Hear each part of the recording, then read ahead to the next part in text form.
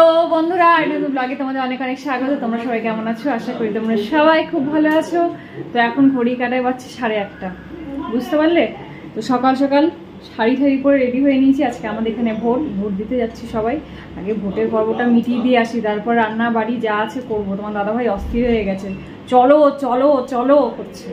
তোমার দাদাভাইয়ের বক্তব্যতে সকাল সকাল যাবো, দিয়ে চলে আসবো, পরে ঝুট ঝামেলা যদি হয় একটা ভয়ের ব্যাপার থাকে সব জায়গাতেই।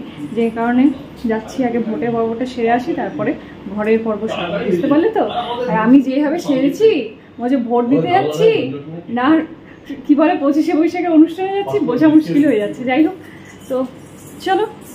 মাকে বললাম, মা তো আসানসোলে আলিপুরদুয়ারে ভোট দিয়ে এসছে, তাও বললাম মা তুমি চলো। মাও যাচ্ছে, সবাই আমরা শান্তির প্রতীক ভাবে সেজে গুজে যাচ্ছি। শান্তিরই তো জিনিস, তাই না?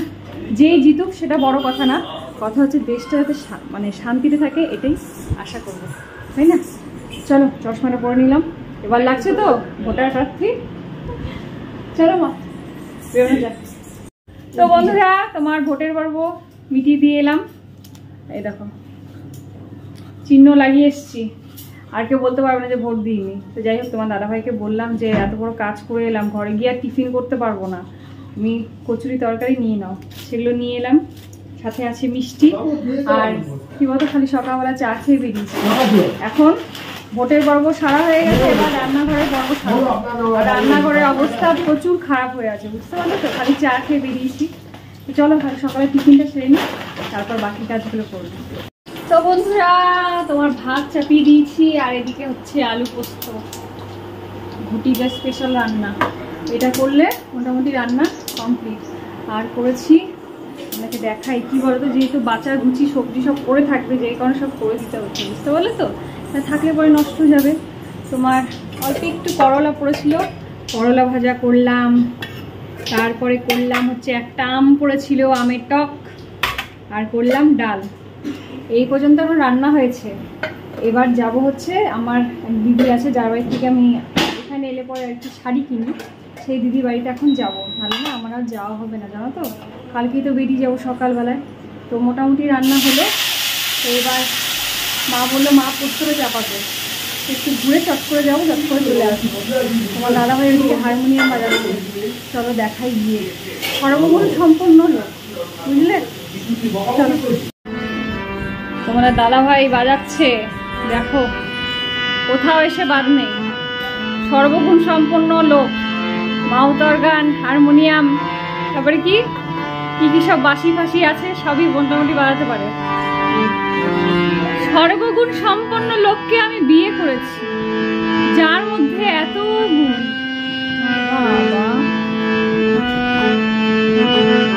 হারমোনিয়ামের সাথে একটু গলাটাও একটু সাধো, শুনি অল্প। কারো কাছ থেকে শেখেনি কিন্তু, জানো তো?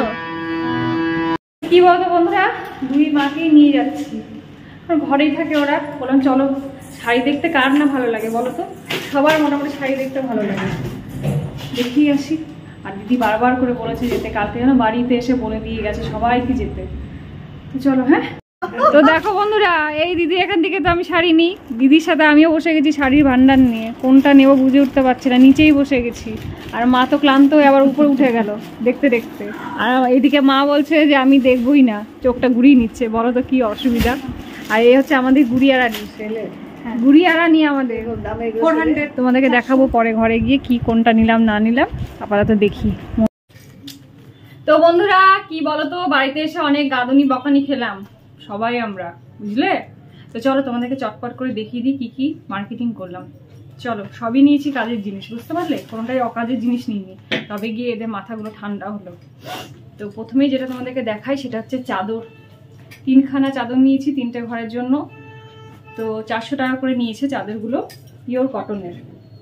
বুঝতেই পারছো কোয়ালিটি দেখে যে কতটা নরম। তো 3 ঘরের জন্য 3টে নিয়েছি, পাতার পত্র দেখতেই পারবে তোমরা। চাদর হচ্ছে খুব কাজের জিনিস। তারপরে আমি যেটা নিয়েছি সেটা হচ্ছে এমনি ঘরে পরার জন্য শাড়ি নিয়েছি, বাটনি প্রিন্টের। দেখো অনেক রকম শাড়ি ছিল, তোমার ছাপা শাড়ি ছিল, তারপরে বাটিক প্রিন্টের শাড়ি ছিল। কিন্তু কি বলতো, এই ধরনের প্রিন্টটা না একটু অন্যরকম লাগে, খুব ভালো লাগে। একঘেয়েমি পরতে ভালো লাগে সবসময়, বলতো? এই জন্য এটা নিয়েছি। এরপর যেটা নিয়েছি সেটা হচ্ছে আমার ঠাকুরের জন্য নিয়েছি, ঠাকুরের শাড়ি। একবারে নিয়ে নিলাম, গায়ে ঠাকাবো না, ঠাকুর আগে পরবে তারপরে। তো তুতে কালার আর হচ্ছে পাটটা তোমার রানীর মধ্যে, কুচি আঁচলের শাড়ি, গায়ে ঠেকাবো না কারণ আগে মা পরবে তারপরে। এই কুচি আঁচলের, বুঝছো, কুচিটাতে এরকম আছে। এটা নিয়েছি 1400 টাকা, বুঝলে, একটু কম না? ভালো লাগছে খুব কালারটা। গলাটার মধ্যে না এমন ঝাঁঝ লেগে গেল, ওই তোমার দাদাভাই রান্না করেছে, বুঝলে, আমি তো রান্না করে গেছিলাম, তোমার দাদাভাই ডিম রান্না করেছে, আর গোটা বাড়িতে দেখছি ঝাঁঝে ঝাঁঝময়, গলাটা খুসখুস করছে, এসে নিয়ে কাশছি জানো।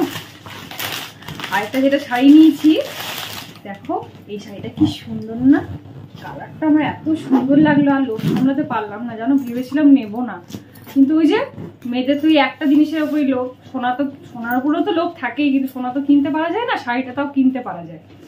তো এই শাড়িটা নিয়েছি, খুব নরম, মানে এত সফট না, পিওর গাদোয়াল কিন্তু জানো, এটা পিওর যে সিল্কটা হয় সেই গাদোয়ালটা। তোমার আঁচলটা হচ্ছে এই কালারের, আর হচ্ছে বডিটা এই কালারের। আমার বেশি কি বলতো, এই কালারটা জন্যই বেশি ভালো লাগছে। এটা একটা নিয়েছি, এটা নিয়েছে 2500 টাকা। মা এদিকে ব্যাগ গুছাগুছি করছে, এদিকটা তাকিয়েও না, কারণ সকালবেলাতেই বেরোতে হবে, যে কারণে গোছাগুছি করতে আরম্ভ করে দিয়েছে, বুঝলে। তারপরে যেটা নিয়েছি সেটা হচ্ছে একখানা নাইটি নিয়েছি বাটিক প্রিন্টের, 250 টাকা নিয়েছে। একটা নিয়েছি, আর যেটা নিয়েছি এটা দেখো, মানে আমার নেওয়া মানেই ডিমের নেওয়া, 250 টাকা করে নাইটি, চুড়িদার কুর্তি আর কি, এগুলো নিয়েছি। এটা 250, পরার পর তো দেখতেই পারবে। এটা 250, এটাও 250, আর এটাও 250।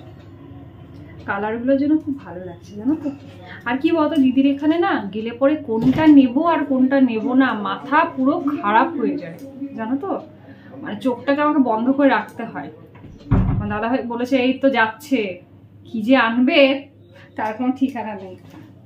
সেটা তো নিশ্চয়ই, মেয়ে মানুষদের তো একটা জিনিসের উপরে লোভ। বললাম শাড়ি নয় গয়না, শাড়িটা কিনতে পারি বলে তাই।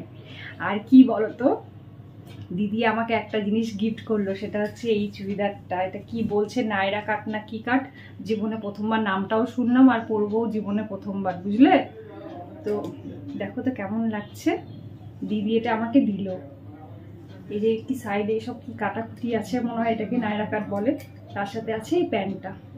সুন্দর না, খুব সুন্দর লাগছে, খুব সুন্দর হয়েছে গিফটটা। তো কি বলতো, এই দিদির কাছ থেকেই তো আমি আসানসোলে যখন থাকতাম শ্বশুরবাড়িতে, দিদির কাছ থেকেই আমি মার্কেটিং করতাম, বুঝলে তো।